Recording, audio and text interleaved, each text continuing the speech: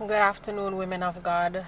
I have been wanted to do this video because I'm working when you'll be watching this, and I don't know, it's very unpredictable. I don't know if I will be able at that time to be live. If I am, question and answers can be, a little 5-minute segment at least. On Thursday, I got the news that, our dear sister Josan has passed, and I would just like us to send our condolences to the family, pray them up. It's a very, very rough time. Brethren, it's time to go home. It's going home time. And God is calling home his people, and I do hope that loved ones that we have lost, their names will be in the Lamb's Book of Life, and that our names will be there and only our sins will be blotted out so that we may make it to heaven. If you know me, you know me as Stasia. If you don't know me, I'm Sister Stasia Goodlip Betty. And I happen to be a medical doctor. And I was asked by Sister James to do a medical presentation. And I asked the Lord, I said, Lord, what you want me to talk about? And he told me we're going to talk about menopause. Loving and eternal Father, as the prayer and fasting proceeds, send your Holy Spirit to tabernacle with us. Open our minds that we may behold wonderful things that you have for us. May we feast at your table. Thank you for hearing and answering our prayers. And as this presentation will now begin, be with us. In Jesus' name I pray. Amen. Let's just jump right in. The objectives are the definition, basically what is menopause, the symptoms, the causes, and if there's any treatment. First thing, what is menopause? It is really when a woman between the ages of 40 to 50, 45 to 55, misses her period for an entire 12 months. So 12 months has gone and she has not had her menses. She may have missed it before for 6 months or 3 months and then it came back, but that's not menopause. 12 months of no menses, that is menopause. And it basically is the reproductive hormones. So those are estrogen, progesterone, and testosterone. Why is it important for us to know about menopause? Because we're gonna go through it. If you haven't gone through it, you will go through it. It's not spoken about enough. We don't know enough about it, and then when this time comes upon us, we are so unaware and shocked, and we are calling it other things. I can remember 2 instances of menopause being mentioned in the Bible or alluded to, which is really Luke 1 verses 18. When John the Baptist's parents were visited, priest Zachariah was visited by the Holy Spirit, and he was told that, oh, you will bear a son. And he said, well, my wife is stricken in age, so what are you talking about?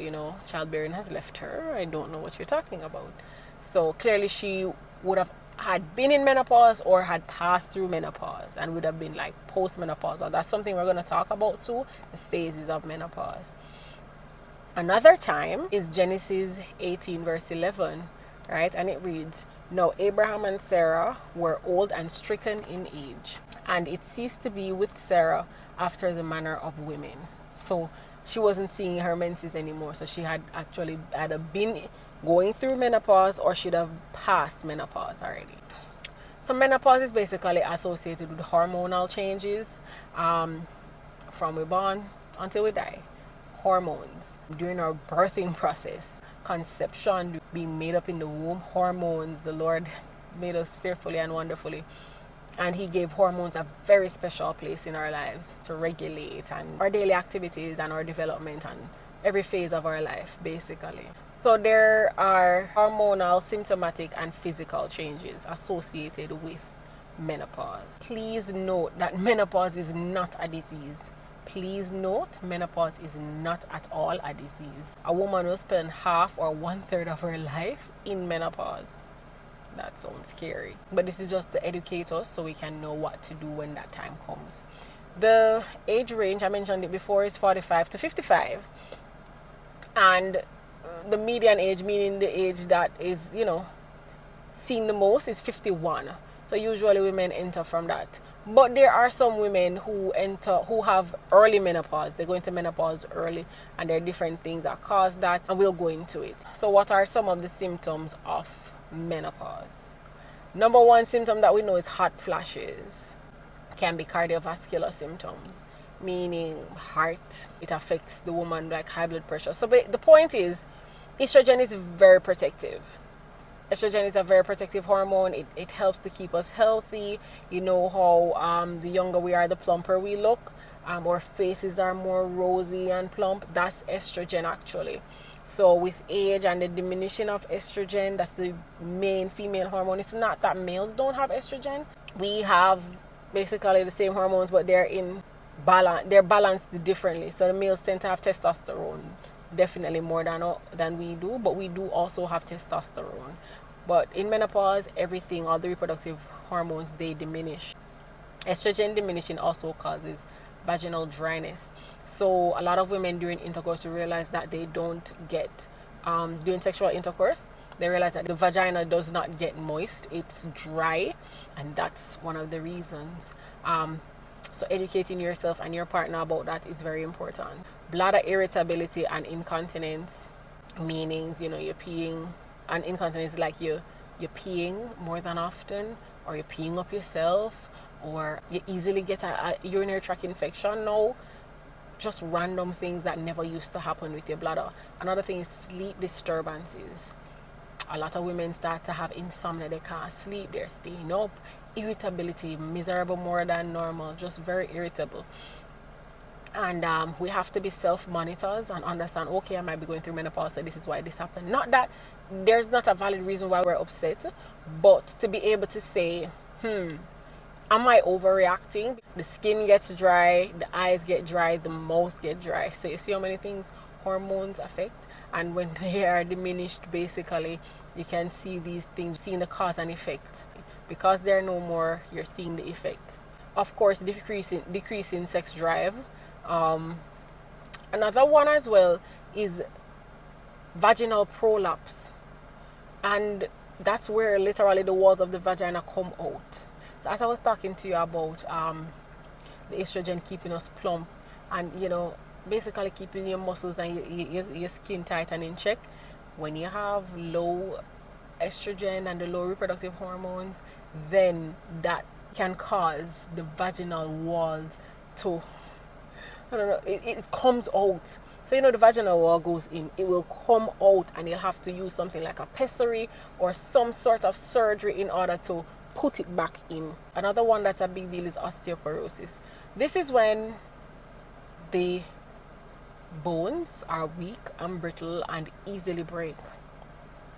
I'm going to talk about the things that we can do to combat these psychological symptoms. So I spoke about irritability, which is a psychological symptom, meaning something of the mind, depression, anxiety, right? So you're getting fearful of things, you're locking up in your house, now you start to be suspicious of people, or you get sad and you don't want to go to church anymore, you don't want to go out with people anymore, you don't want to talk to people anymore.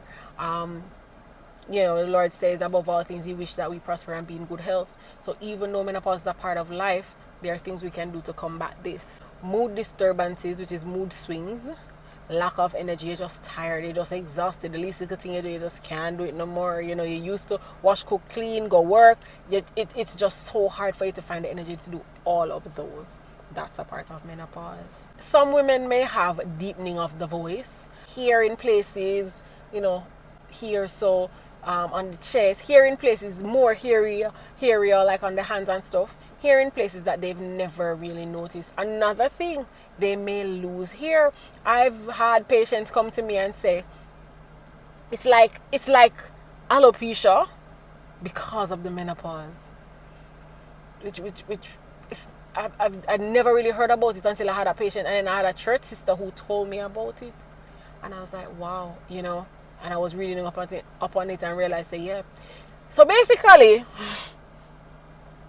menopause can have a myriad of symptoms, and it don't look the same for you or the same for another person. It looks totally different for everybody. Constipation is also one of them. It's basically that your metabolism goes down and the motility of the digestive tract decreases. So instead of the stool passing out, motility meaning the movement of the walls of the intestine decrease. So instead of the stool, the walls pushing out the stool or so, you just get constipated. So there are different phases. There's the premenopause, the perimenopause, menopause, and postmenopause. So basically, premenopause is the time of a woman's first period to the beginning of perimenopause. Perimenopause now is where you start to have menopause symptoms, the hot flashes and those things. So it's a transitional period from premenopause to menopause. Fine. It's from It's basically caused by the decrease in the estrogen. Menopause-like symptoms begin. You get the hot flashes, irritability, the hair loss, whatever. You have people who have heart beating fast. They start get it's called tachycardia. They start feeling their heartbeat fast in the chest. All of a sudden, they have high blood pressure, but they never used to have no in the family. But however, you don't have the 12 months of no period. They might have 3 months or 4 months or whatever, or you see a period for 2 times for the year, but that's still not 12 months. So it's from when the estrogen starts to decrease until the loss of the period for the 12 months, if you get what I mean. And of course we said menopause is 12 months without your period with all the other symptoms, or none. You have people who don't get any symptom more than the period gone, you know. Some people don't get no more symptoms more than the period gone. So menopause is basically seen as the 12-month period where it starts at the 12-month period where you don't whatever, right? Have the period.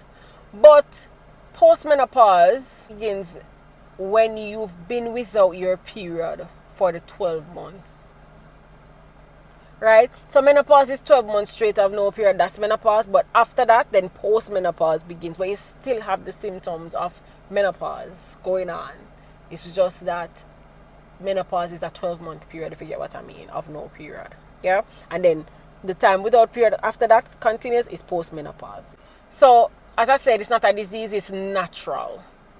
Right? Everybody goes through menopause. It will look different. So, causes natural, just life, just a part of the aging process. Surgery. So if somebody, for example, had cancer or something and they needed to remove their ovaries, it would send them, so at 26 it would send them into menopause because they've removed, or some brain or some sort of brain surgery that affects, the hormonal glands in the brain, like the pituitary gland. Then those would put them into menopause. Fine.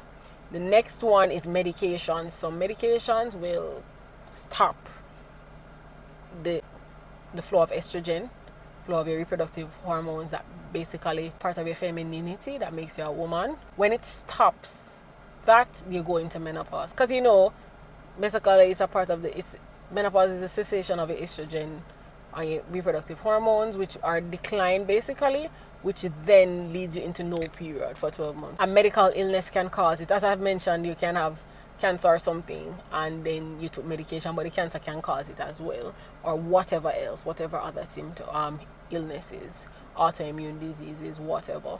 Chemotherapy, radiotherapy, which people with this, cancer get that for treatment. They go for chemotherapy and radiotherapy. So I'm not going to dive too much into treatment, but the parts of the treatment that I'm going to go into, I'm going to tell you. So treatment is hormonal replacement. So because it's kind of 1, 2, 3.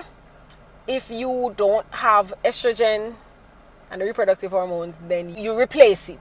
That's basically what hormonal therapy is. There are risks involved. There are side effects because it's medication, it's pills. But the reason I don't want to necessarily discuss the hormone replacement, I feel like we are such a pill-centered generation.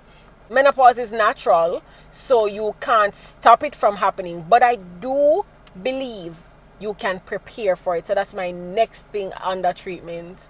So hormonal preparation and symptomatic, of course. Hot flashes are caused by vasomotor issues, meaning your vessels dilate and you are warm and blood coming to the skin, so you're just warm and you're hot and you're sweaty, right? There are pills that can basically navigate that and stop that. So it's about the different symptoms. The vaginal dryness. So I'm going through the symptoms to tell you. The vaginal dryness, we usually suggest a steroid like lubrication during sexual intercourse. Your cardiovascular issues, your high blood pressure, heart beating fast, they're going to give you something to slow down the heart rate and lower the blood pressure. Sleepless nights, they'll give you something for insomnia, some sleeping pill or something, or to learn to basically lifestyle changes. So you exercise more, you get more tired, you're going to want to sleep in the night.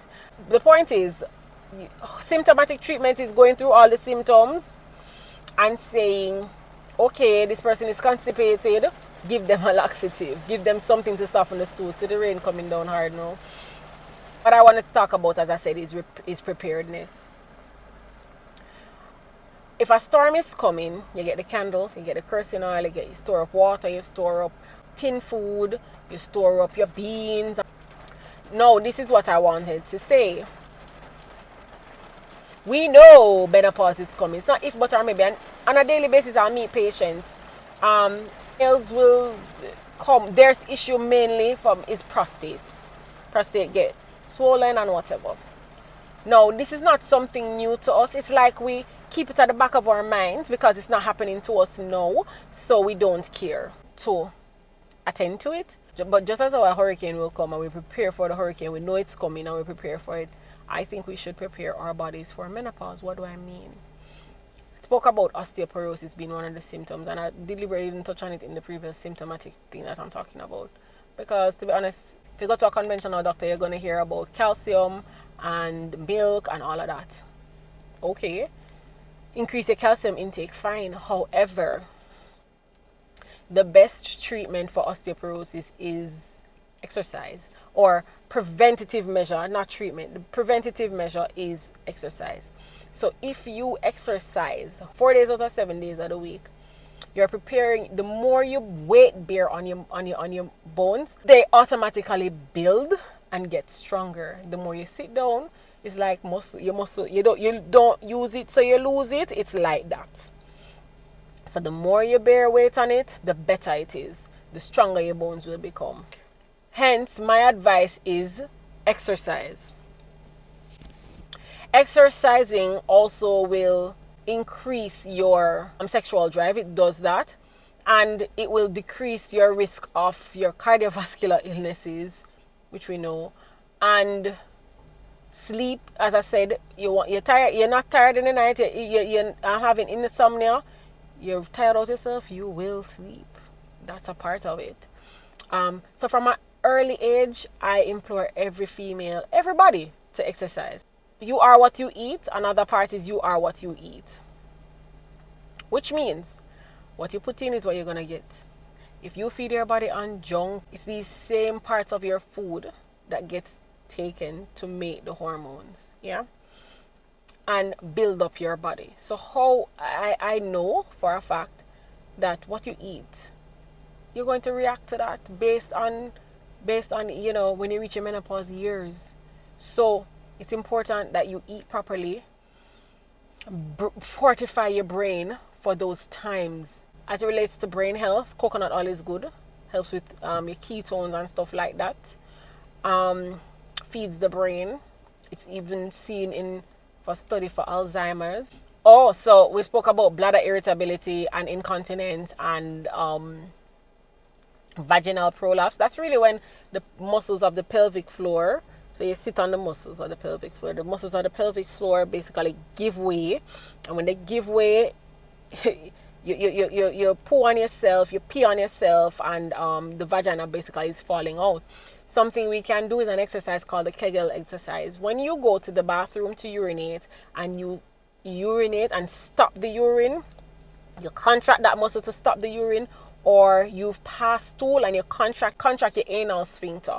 It's something that we involuntarily do at that time, but we need to be conscious of it. That's called a Kegel exercise. So you can consciously say, okay, I'm stopping my urine, I'm closing my anal sphincter, and that will, you do that like 10 times, 3 times for the day, 3 reps of 10. That will help you build your pelvic floor. So these are some exercises that we can do to prepare for. So walking, Kegels, yeah. As it relates as well to the psychological issues, read more. There's this 80-odd-year-old woman that I know in Grenada, and she has a math book. And she does math. She don't do nothing in maths, she's not a teacher. Well, she's a lecturer actually, but she doesn't do anything in maths as it relates to that, lecturing. And she does math problems, and she studies her Bible, and she loves prophecy, and she goes through and work her brain, not too much, but just enough. So exercise the mind as well. So I was talking about you are what you eat. So what you put in your body is important. Your vegetables, your water. Listen, if you do not drink water, the water is going to borrow from your CSF. Your CSF is your cerebral spinal fluid, the fluid that washes the brain and your spinal cord, and that's a lot of water is in there. It's made up of a lot of water. So what your body does, it takes the water from there, it borrows it because it needs it, and you're thirsty and you can't think clearly, so you're adding to this. And that's why it's important to eat healthy, drink your water, get your rest when you can. So even in your young days, don't borrow from your old days. Okay? All right? So I want us to prepare, exercise, eat healthy, study God's word. This will help to fortify us for that which is to come. So back to the hurricane that I say. It's not that the hurricane don't bad, and it's not that the hurricane isn't bad, and it's not that the wind never blow and smash the window, but you duct tape it, or hit the window, but you duct tape it so you never smash it. You know, you put your car in the garage, you made preparation. So it's not that when you go outside you don't see the trees blown down and the light wire pop down and one tree drop on your house or so. But the preparations you made, if you didn't make them, it would have been even worse. And that's the point. Prepare for menopause, make your preparations. Healthy lifestyle is the point for me. If you are not exercising, get up and exercise. Half hour, I'm going to tell you 4 days out of the week, right? Half hour, go and walk, go on, and you increase that over time. If you're in menopause, I'd tell you to do that still, because trust me, it will help you regulate. You're not only preparing for now, some of us we're going to an event, so we want to lose weight, or our birthday coming, all the vanities, but not literally for our health. And that's the point. We have to prepare for our health. We have to look at menopause and we have to say, all right, this is what's going to happen. How can I better go through this storm? It's like the snowstorm is there. The man who has on the coat is still cold, but imagine if you don't have on a coat. You weren't prepared. You don't have on a coat, you don't have on a boot, you don't have on your hat and your scarf. You are out in the cold, and it's going to be so much harder for you. Something I wanted to touch on, I remember a woman, she used to say that, people obey her because them throw fire heat on her. When I became medically inclined, I realized that woman was going through menopause and she thought it was obia. So this is also how menopause affects your spirituality. What you think somebody do something. And as Adventists, maybe somebody might say, why was that mentioned? I have known Adventists that believe still in those things, right? And in the last days where we're preparing to go to heaven, we have to ask God to help us to be able to realize ourselves. You're going through something and you recognize, say, this is not me, this is menopause. And you kind of reel it back and you say, okay, practice some more self-control even though I'm going through this. I know they have the evening primrose, the black cohosh, the red clover. These are some things that we can take. Ginseng is also one of the things that helps with menopause, as well as soy. Soy has been given a bad name since recent, but soy is known to have estrogen, phytoestrogen, which basically helps to replace the estrogen. So soy is also could be a part of the treatment. Natural supplements that we can take to help make the transition from perimenopause into postmenopause much smoother. If there are any questions, if I'm in the presentation, the prayer and fasting, I will come on and you can ask me. If I'm not, I apologize. Menopause is coming whether we like it or not, or it's here for some of us already. We have to prepare for it and make the necessary provisions. Righteous and eternal God, thank you for having this presentation and leading me in this direction to talk about this. I hope someone learned something, and that moving forward they will be able to bless someone with this information and better apply the information and the takeaways to their lives. As the prayer and fasting continues, send your Holy Spirit to tabernacle, to be with each individual, all the issues, all the problems. You are the problem solver. You've got this. To help us to rely on you. Menopause is one of the problems of life, and help us to understand that you fully understand. You made us, and we're fearfully and wonderfully made. It's not a mistake. So we thank you, God, for each and every person in this group. I pray right now for the Sutherlands that you will comfort them at this time, and anybody in this group that has lost anybody else or any family member or friends. As the prayer and fasting continues, be with us. In Jesus' name I do pray. Amen.